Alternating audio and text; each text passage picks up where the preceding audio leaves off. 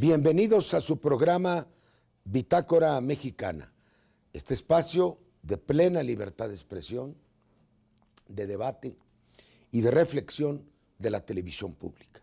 Su amigo Porfirio Muñoz Ledo. Hoy tenemos a discusión un tema que va a las profundidades de nuestra sociedad y de nuestra conciencia colectiva. Es el tema del racismo. Lo hemos denominado el racismo en México. Efectivamente, a pesar de todos los esfuerzos, de todas las leyes, de todas las revoluciones, de todas las proclamas, por razones que veremos, en México existe un profundo racismo y un modo particular del racismo. No es lo mismo el europeo o el norteamericano, se parece más a otros racismos latinoamericanos. Tenemos invitados que han dedicado parte importante de sus estudios a este tema.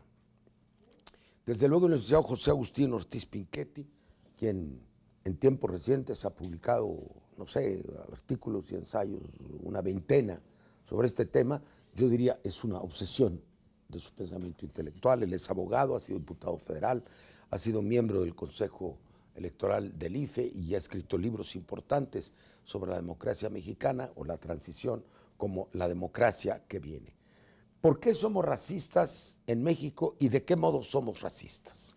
Porque existe una oligarquía criolla de raza blanca que oprime a los demás sectores.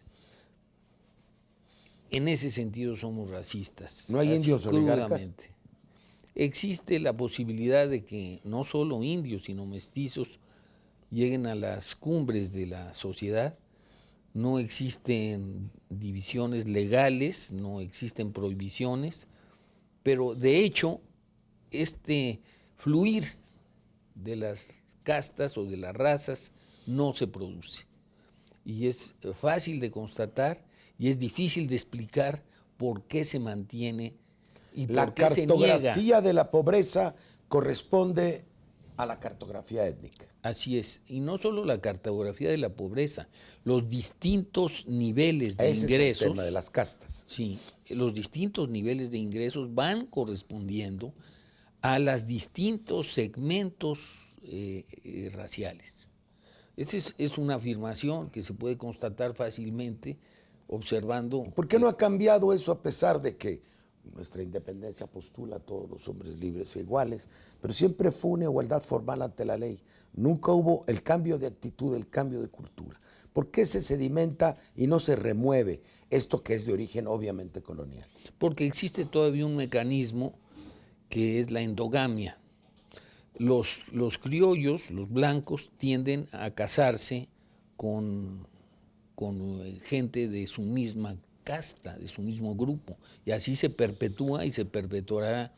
Pero eso no existió en el siglo XVI, si no hubiera habido, ni XVII, si no hubiera habido mestizaje. La gran diferencia entre el racismo de la colonia y nuestro racismo es que aquel era abierto e incluso reglamentado. Así es, con mucha precisión, sí. Además. Después ha habido una gran negación y actualmente seguimos siendo racistas, pero somos vergonzantes. No nos atrevemos a aceptar el grado de racismo.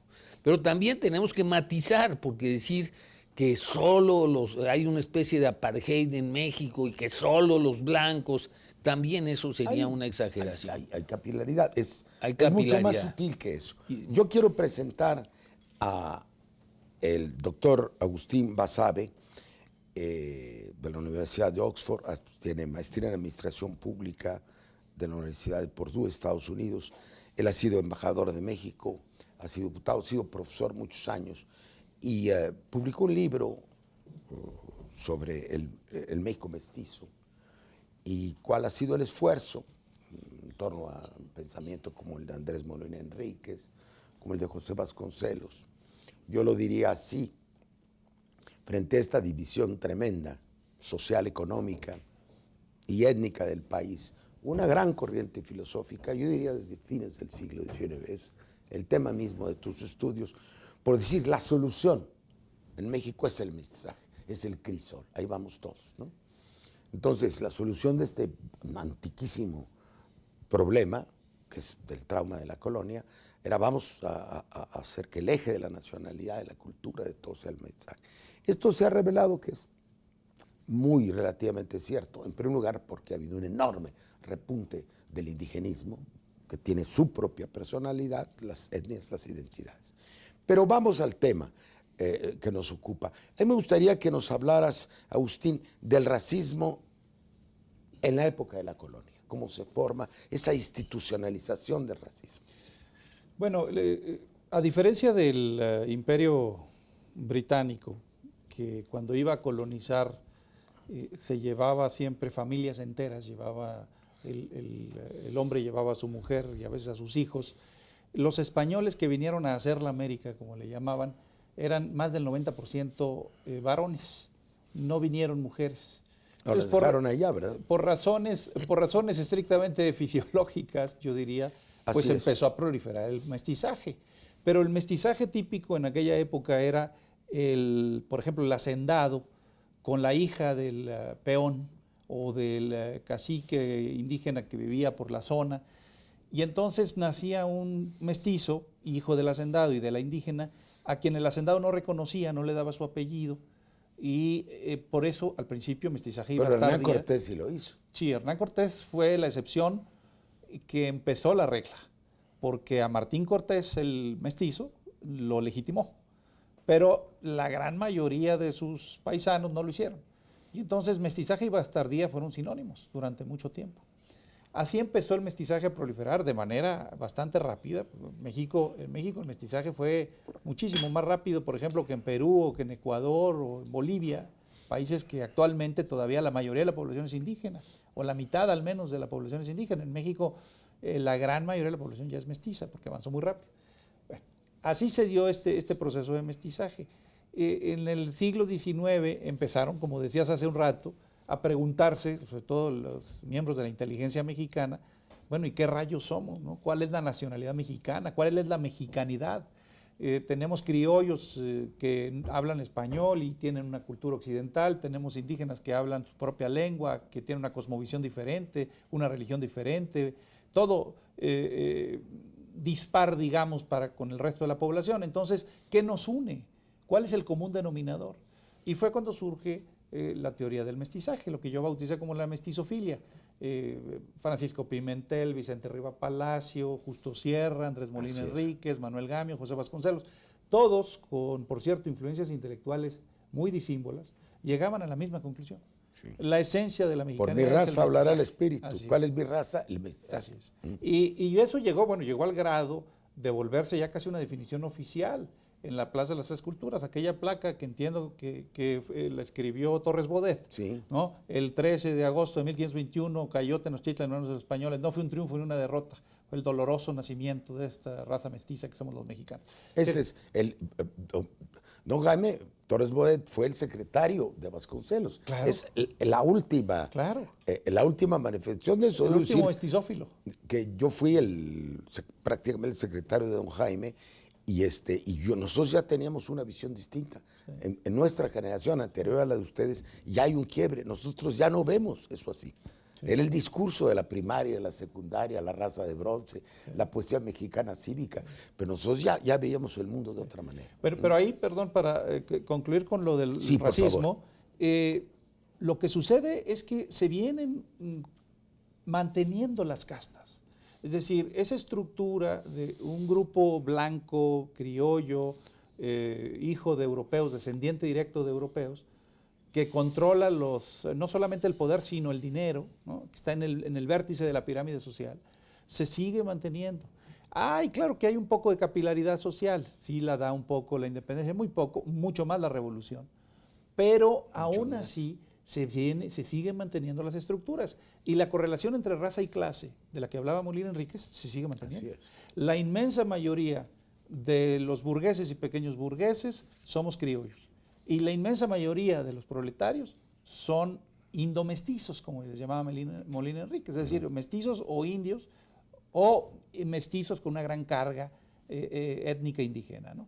Y esa correlación de fuerzas crea un racismo muy profundo que nosotros negamos. Vivimos en la negación los mexicanos. En la negación de la verdad. Yo quiero Sí. presentar al profesor Federico Navarrete, que todavía es de otra generación, seguramente más radical que nosotros. Él es historiador y antropólogo y tiene una obra importante en estas materias: los pueblos del México contemporáneo, indios, mestizos, españoles, las relaciones interétnicas en México, la conquista de México. Antes de pasarle la palabra, ahí habrán ustedes estado viendo lo que es un biombo.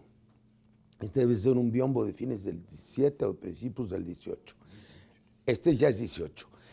Había en la colonia cuadros, generalmente láminas, con las castas. Era una familia. De indio y español daba mestizo. De indio, de español y negro daba mulato. De indio y negro daba Coyote. Cambujo. O coyote. O coyote. lobo. Y luego se iban ramificando. Cuando se iban blanqueando, entonces eran el salta para atrás, luego de El mestizo tente en con el aire. el tente en el aire. Entonces, no te como entiendo. dice José Agustín, estuvo perfectamente, ¿cómo se llama?, reglamentado. Y este es el único, no sé si en otras colonias de la Nueva España, donde hubo un tribunal de la sangre. Es decir, uno iba a que le dieran un certificado de qué tan blanco era. Entonces la gente trataba de blanquearse. Por eso todavía queda la tradición de, ay, nació blanquito, qué bueno, ¿no? Mejorar la raza. La idea de mejorar la raza. Esto estaba perfectamente reglamentado. Ahí están las costumbres, la ropa, pero también los oficios, porque tenían acceso a unas y no a Claro, otras y de estaba las prohibido. actividades. Entonces, este es el régimen de castas. México tiene en la estructura misma de su ser social el régimen de castas. Desapareció la reglamentación, hubo una ley que dijo que ya todos éramos iguales, pero eso subsiste, es lo que quiero decir. ¿Tú piensas igual? Pues yo creo que definitivamente el racismo contemporáneo mexicano puede tener raíces coloniales, porque, bueno, de alguna manera la pluralidad cultural del México actual pues tiene su origen en tiempos coloniales, la llegada de los europeos. También, por cierto, en este cuadro es muy notoria la presencia de los africanos. De hecho, a México llegaron durante el periodo colonial bastantes más africanos que europeos. Y es impresionante que cuando hablamos de mestizos siempre hablamos únicamente de indios y de españoles y nunca mencionamos la llamada tercera raíz o lo que podríamos llamar los afromexicanos o los descendientes ¿Cuándo de los descubrimos esclavos. eso? Los africanos. Hay libro de Gonzalo Aguirre Beltrán. Es hasta bien entrado el siglo XX que se redescubre a los africanos. Durante el periodo independiente, bueno, Morelos y Guerrero durante la guerra de independencia, Morelos y Guerrero eran descendientes de africanos y los mulatos y la gente de origen africano tenía una Es presencia claro social eso, importante. siempre se ha pensado, pero digo, hay prueba histórica de ello. Bueno, en el rostro de Sí, Morelos no, se ve. sí la hay, Zapata sí la hay. Zapata mismo dice. Era mestizo triple.